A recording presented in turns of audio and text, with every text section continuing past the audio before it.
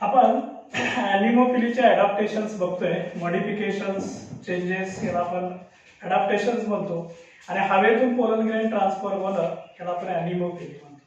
खूप interesting term आहे. जसं की आपण म्हटलं की पोलन ग्रेनची संख्या जास्त ठेवावी लागते, large number of pollen grain लागतात ॲनिमोफिलीसाठी. म्हणजे जर का ॲनिमोफिली व्हायचं असेल तर पोलन ग्रेन्स असतात, ह्या पोलन ग्रेनची संख्या हा लार्ज लागतो. बघा, तुम्हाला ऐकून एक आश्चर्य होईल. आपण एक समजा एक्झाम्पल घेऊया, कॅनाबिस. ह्या कॅनाबिस मध्ये पोलन ग्रेनचा जो नंबर असतो, नंबर ऑफ पोलन ग्रेन्स असतो हा अबाउट 5 लाख. बघा, पर फ्लावर एका फुलातून 5 लाख पोलन ग्रेन्स तयार होतात. आता एवढा वास्ट नंबर ठेवण्याची गरज काय असते? उत्तर त्याचं सोपं आहे, कारण पोलन ग्रेन्सला हवेतून ट्रान्सफर व्हायचं आहे, काही अंतर जायचं आहे, काही किलोमीटर जायचं असतं आणि त्यामुळं वेस्टेजची संख्या असते ती मात्र जास्त असते. जर वेस्टेज जास्त असेल तर नंबर जास्त ठेवणं गरजेचं आहे. समजा त्याने नंबर खूप कमी ठेवला, समजा त्याने 10 किंवा 100च पोलन ग्रेन्स तयार केले, तर ते प्रॉपर स्टिग्मा पर्यंत जातील असं नाही, कारण ते सगळे जर खाली पडले तर ते वेस्ट होतील, पॉलिनेशन सक्सेस होणार नाही. आणि जर पॉलिनेशन सक्सेस नाही झालं तर ती जात मात्र टिकून राहणार. म्हणजे एवढी मोठा नंबर ठेवण्याचं कारण आहे वेस्टेजचं प्रमाण जास्त असतं आणि म्हणून इथं फुलाला एनर्जी खर्च करावी लागते, पोलन ग्रेनची संख्या वाढवावी लागते. बाकीच्या ठिकाणी फुलाने एनर्जी वाचवली, कारण कलरलेस, ओडरलेस, नेक्टरलेस केलं, पण पोलन ग्रेन मात्र जास्त ठेवावं लागतं. काही ठिकाणी उदाहरणार्थ एक पायनस प्लांट बघा. ह्या पायनसचा जो पोलन ग्रेन असतो हे विंगड असतात, विंगड पोलन ग्रेन असतात, म्हणजे त्याला विंग्स असतात. म्हणजे कसा, समजा हा पोलन ग्रेन आहे तर त्याला हे एक आणि हे एक असे विंग्स असतात. ह्या विंग्स मध्ये लाईट वेट असतं, विंग्स असल्यामुळं एअर मधून त्याला पुढे जायला मदत होते आणि जवळजवळ 100 किलोमीटर्स एवढा प्रवास करून हे पोलन ग्रेन पुढे जाऊ शकतात. आणि ह्या पोलन ग्रेनचा जो कलर असतो याच्यावरती येलोइश कलर असतो, येलो कलर असतो.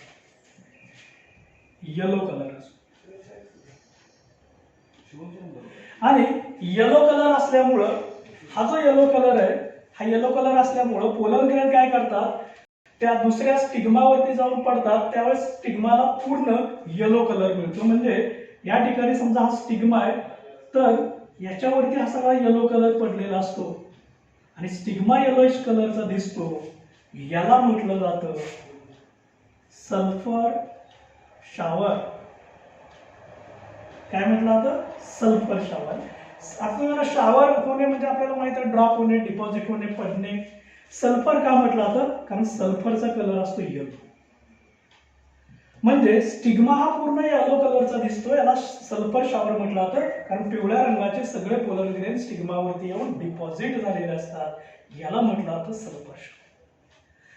तुम्हाला हेही लक्षात ठेवायला पाहिजे की मेजॉरिटी आपण बघतो हे पोलन ग्रेन हवेतून ट्रान्सफर होतात आणि असे हवेमध्ये असणारे पोलन ग्रेन हे जर का श्वासावाटे शरीरामध्ये आले तर एक अनकम्फर्टेबिलिटी होते, हायपर सेन्सिटिव्हिटी होते, ज्याला म्हटलं जातं हे फेवर. काय म्हटलं जातं? हे favour.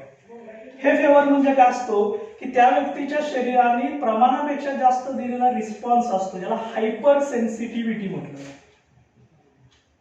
Hyper sensitivity is a type of allergy. Allergic reaction होते, पोलन ग्रेन्स मुळे होते. एमसीक्यू साठी पण विचारलं जातं तुम्हाला. Hay fever is a type of allergy caused due to pollen grain inherence of pollen grains. Sulphur shower पण तुम्हाला कळायला लागेल. येलोइश कलरचे पोलन ग्रेन हे स्टिग्मावरती डिपॉझिट होतात, याला म्हटलं जातं सल्फर शॉवर. आणि इथं ॲनिमोफिलीची अडॅप्टेशन्स असतात, हे ॲनिमोफिलीचे अडॅप्टेशन्स कंप्लीट होतात. हा पहिला एजंट झाला अबायोटिक मधला विंड. आता आपल्याला सेकंड एजंट बघायचा आहे. अबायोटिक मधला सेकंड एजंट आहे तो म्हणजे वॉटर, म्हणजे हायड्रोफिली. हायड्रोफिली बघा किती इंटरेस्टिंग टर्म आहे. बायोलॉजीमध्ये तुम्ही बघताय सुरुवातीपासून तुम्हाला फक्त शब्दांचे अर्थ समजणं गरजेचं असतं. Hydro means water, means transfer. So transfer of pollen grains through water is called as hydrophily. So pollination takes place through water is called as hydrophily. Pollination takes place through water is called as hydrophily. Such a flowers are called as hydrophilous flowers. Hydrophilous flowers. Flowers ना काय म्हणायचं? हायड्रोफिलस flowers. आता हे जे हायड्रोफिलस flowers आहेत म्हणजे पाण्यातून pollination होणार आहे, याची जर आपण वेगवेगळी एक्झाम्पल्स बघितले तर ती एक्झाम्पल्स आहेत. फॉर एक्झाम्पल एक झोस्टेरा, सिरॅटोफायलम आणि व्हॅलिसनेरिया ही एक्झाम्पल आहे की ज्यांच्यामध्ये पाण्यामार्फत पॉलिनेशन होतं, हायड्रोफिली थ्रू होतं. Through hydrophily Zostera, Ceratophyllum and Vallisneria. आता जर का पाण्यातून पोलन ग्रेन ट्रान्सफर होणार असतील तर त्याला काय काय बदल करावे लागतील म्हणजे ऍडॅप्टेशन्स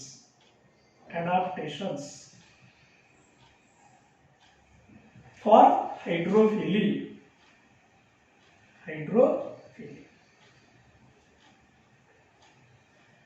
Adaptations for hydrophily.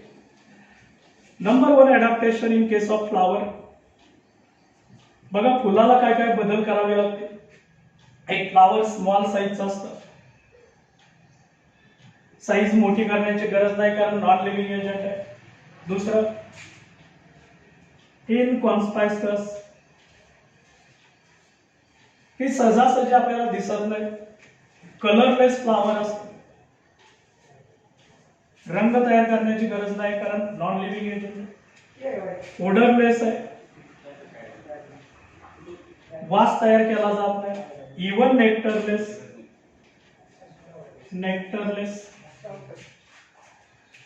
आता ओडरलेस, नेक्टरलेस, कलरलेस, स्मॉल साईजचं फ्लावर असतं आणि इट इज अनवेटेबल.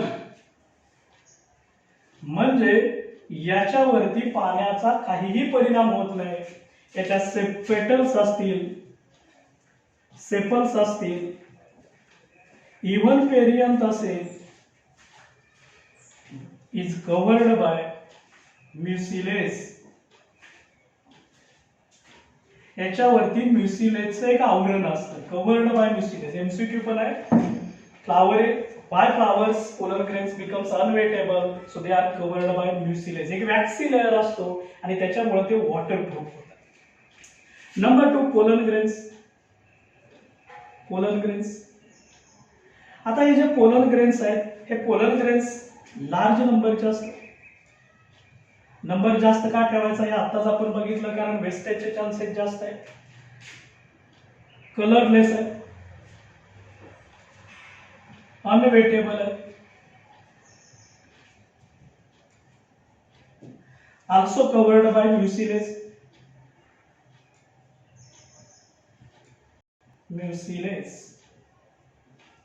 लॉंग असतात, लॉंग निडल लाईक असतात आणि याच्यामध्ये हे जे बदल झालेले आहेत ते पाण्यातून पुढे जाण्यासाठी बदल झालेले असतात आणि specific gravity is maintain according to their type. Okay. Stigma is sticky असतो.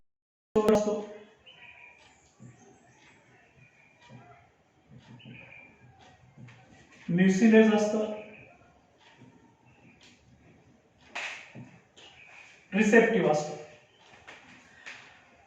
So flower, pollen grain, stigma हे जे बदल आहेत, हे बदल इवन दो पोलन ग्रेन्स असतात, काही पोलन ग्रेन वरती बाहेरचं आवरण ज्याला आपण इन्साइड म्हणतो ते नसतात. तुम्ही म्हणाल जर आवरणच नसेल तर ते पोलन ग्रेन कसे राहतील, तर त्या इन्साइडच्या ऐवजी त्याच्यावरती म्युसिलेजचं आवरण असतं, त्यामुळे ते वॉटरप्रूफ बनतात. So these are the various types of adaptations takes place in case of hydrophily. In case of hydrophily म्हणजे पाण्यामार्फत पॉलिनेशन व्हायचं असेल तर फुलांना हे बदल करावे लागतात.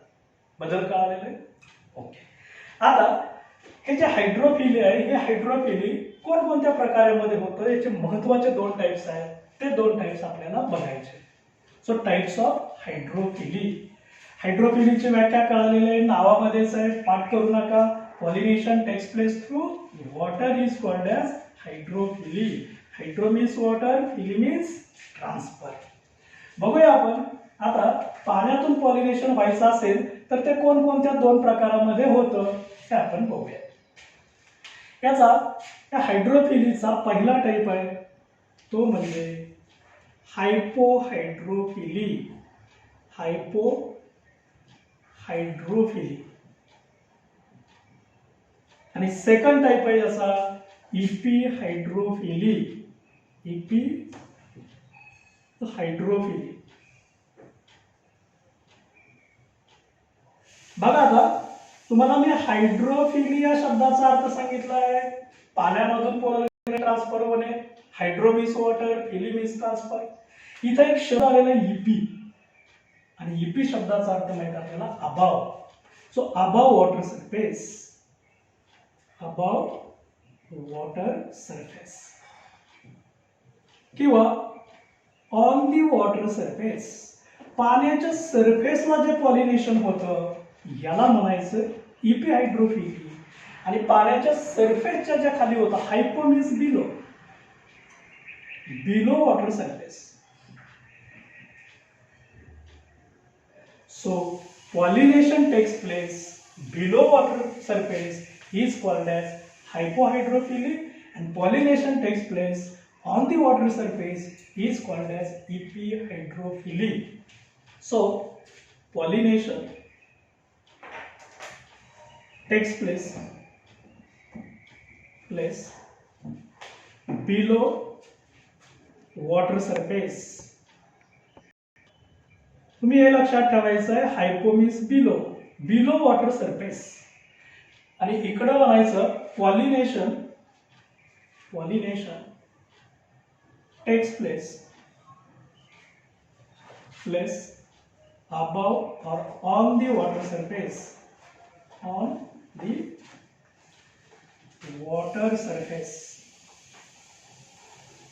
जर पाण्याच्या सरफेसला होत असेल तर इपिहायड्रोफिली, पाण्याखाली होत असेल तर हायपोहायड्रोफिली. आता अशा प्रकारचं जर का पॉलिनेशन व्हायचं असेल म्हणजेच की पाण्याच्या खाली हायपो, तर मात्र स्पेसिफिक ग्रॅव्हिटी त्या पोलन ग्रेनला मेंटेन करावी लागते. आणि किती मेंटेन करावी लागते? So specific gravity of pollen grains is equal to water, कारण त्याला पाण्यातूनच जायचं आहे आणि म्हणून त्याची स्पेसिफिक ग्रॅव्हिटी पाण्याच्या बरोबर असायला पाहिजे. जर ती कमी झाली तर तो वरती जाईल, जास्त झाली तर बॉटमला जाईल, आणि आहे तिथून पुढे जायचं असेल तर इक्वल टू. इकडे काय होतं? Specific gravity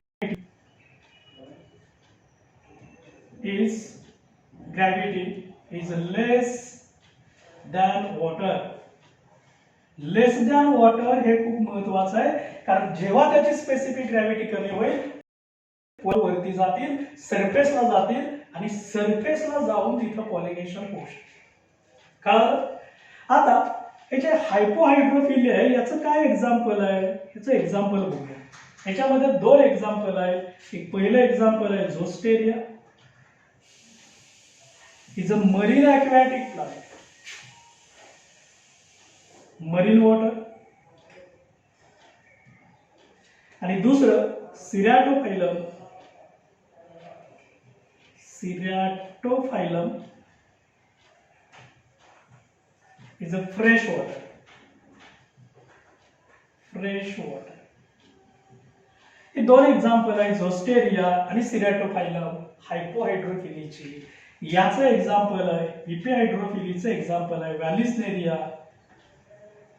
व्हॅलिसनेरिया. व्हॅलिसनेरिया. हे व्हॅलिसनेरिया इज अ डायोइसियस प्लांट आहे.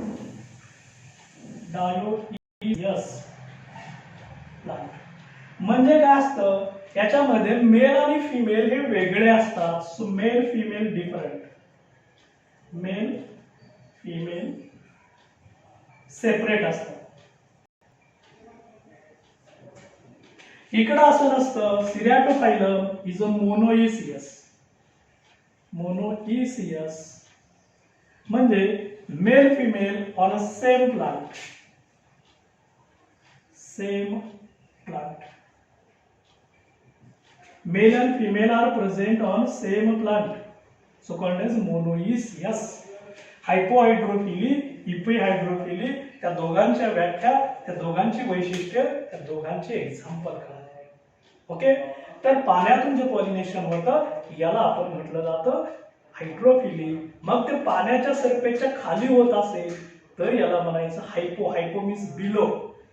Below water surface. आणि पाण्याच्या सरफेसला होत असेल तर याला म्हणायचं epihydrophily. Epi means above surface. Hydrophily clear झालं. ओके. आता काही फुलं अशी आहेत, काही प्लांट असे आहेत की जे ऍक्टिव्हॅटिक आहेत. बघा ऍक्टिव्हॅटिक प्लांट्स आहेत, पाण्यामधले प्लांट्स आहेत, पण पॉलिनेशन मात्र पाण्यामार्फत होत नाही. पॉलिनेशन हे दुसऱ्या एजंट मार्फत होतं. कोणाकोणामार्फत होतं हेही बघूया. एमसीक्यू साठी हे महत्वाचं आहे. म्हणजे प्लांट पाण्यातच आहे, ऍक्व्याटिक प्लांट आहे, पण तरी सुद्धा पॉलिनेशन मात्र पाण्यामार्फत होऊ शकत नाही. पॉलिनेशन हे दुसऱ्या एजंट मार्फत होतं. जसं की anemophily aquatic plants.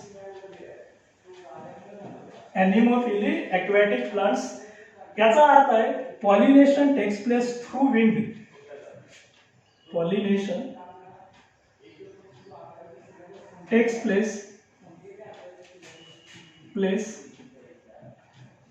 through wind. हे महत्वाचं आहे. थ्रू विंड हे महत्वाचं आहे. हवेमार्फत होते. मग प्लांट ऍक्टिव्हिटी आहे, but pollination should be takes place through wind. याचं एक्झाम्पल आहे. फॉर एक्झाम्पल पोटॅमोगेटॉन किंवा दुसरं एक्झाम्पल आहे हॅलोगॅरिस. हॅलोगॅरिस. हॅलोगॅरिस इट्सेट्रा. ही दोन एक्झाम्पल आहेत एनिमोफिली ऍक्व्याटिक प्लांट्स. दुसरा एक टाइप आहे हायड्रोफिली.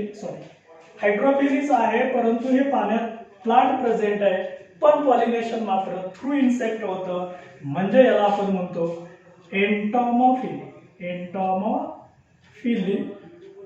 ऍक्व्याटिक प्लांट्स. म्हणजे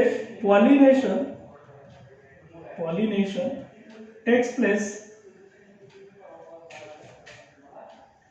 थ्रू इन्सेक्ट्स. एक नवीन शब्द तुम्हाला कळाला आहे. एनिमो मीन्स इन्सेक्ट्स. एनिमो या ठिकाणी आपण जसं बघितलं की विंड, तसं हे जे इन्सेक्ट आहेत एंटॉमा मार्फत होतं. याला आपण म्हणतो एंटॉमोफिली. त्याचं एक्झाम्पल काय काय बघूया. फॉर एक्झाम्पल लोटस आहे. हे लोटस ऍक्व्याटिक प्लांट आहे, पण कीटकांच्या मार्फत पॉलिनेशन होतं. दुसरं त्याच्यानंतर ऍक्व्याटिक लिली म्हणतो आपण. लिली प्लांट आहे, पाण्यामधलंच, कीटकांच्या मार्फत होतं. ज्याच्यामध्ये आपण वॉटर लिली म्हणतो किंवा वॉटर हायसिंथ. वॉटर हायसिंथ हे जे प्लांट्स आहेत यांच्यामध्ये म्हणजे लोटस असेल, वॉटर लिली असेल किंवा वॉटर हायसिंथ असेल, यांच्यामध्ये हे पॉलिनेशन थ्रू इन्सेक्ट होतं. याला म्हणायचं एंटॉमोफिली. बघा दोनही प्लांट पाण्यामधलेच आहेत, पण जर पाण्यापासून हवेमार्फत पॉलिनेशन होतं याला म्हणायचं ॲनिमोफिली ॲक्वॅटिक प्लांट्स. पाण्यात असून कीटकांच्या मार्फत होतं याला म्हणायचं एन्टॉमोफिली ॲक्वॅटिक प्लांट्स. आणि इथं आपला पॉलिनेटिंग एजंट मधला पहिला टाईप कंप्लीट होतो, ज्याला आपण अबायोटिक पॉलिनेटिंग एजंट. त्याच्यात दोन प्रकारचे एजंट आपण बघितले, एक विंड आणि वॉटर. लक्षात कसं ठेवायचं हे तुम्हाला सांगितलंय. विंड वॉटर म्हणजे WW म्हणा किंवा W² म्हणा. विंड आणि वॉटर W² हे दोनही अबायोटिक एजंट आहेत, अबायोटिक. आणि बायोटिक एजंट्स कोणकोणते आहेत, त्याच्या मागे कोणतं पॉलिनेशन होणार आहे हे आपण नेक्स्ट लेक्चर मध्ये डिटेल बघणार आहे. बायोटिक एजंट पॉलिनेशन हे नेक्स्ट लेक्चर. थँक्यू.